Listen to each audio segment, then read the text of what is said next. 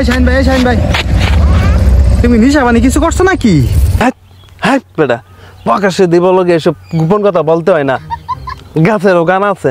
আপনারা এলাকার বড় ভাই, আপনারা এরকম করলে আপনাদের থেকে আমি কি শিখবাম কোনছে? হ্যাঁ বেটা কি শিখবি মানে? আমার কাছে শিখার কি শেষ আছে? তো রাত্রেবেলা আয় বলবি বেটা সূর্যের দেশে তোর রকেট চালানি শিয়াম, দিনের বেলা আইবি চাঁদের দেশে বেড়াইতে যাই তাহলে। শাহিন ভাই তুমি মনে ভুলে যাইতেছ, আমি আইন বিভাগ লয়ে লেখাপড়া করতেছি, আর 2-1 মাস পরে আমি হেলিকপ্টার উড়োজাহাজ বিমান এইটির ইঞ্জিন লয়ে লাড়াচাড়া করুম, বুঝছো? আমি এইটির ইঞ্জিন ঠিক করলাম। সাব্বাস বেটা, আমার তো এরকম একটা হেল্পারই দরকার। হেল্পার লাগে মানে তোমার? তুমি মনে ভালো করে কথাটা বুঝছো না, আমি বাসটাকে হেল্পারগিরি করি না, আমি আইন বিভাগ লয়ে লেখাপড়া করতেছি। আরে বেটা রাখ, তোর মাল কেনাটা পরিপূর্ণভাবে শেয়ার দেন, আগুন মাওয়াটাও শেয়ার দেন।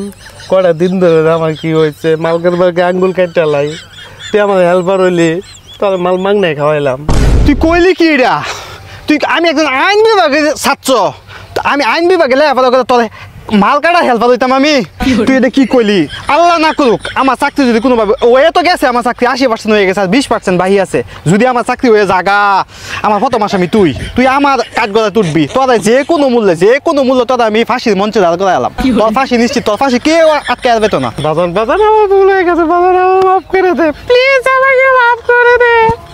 ঠিক আছে, কালকে পরীক্ষা আছে, একটা মাল খুব সুন্দর করে বানায়া বাড়ির পাড়ে দেয়া যায়।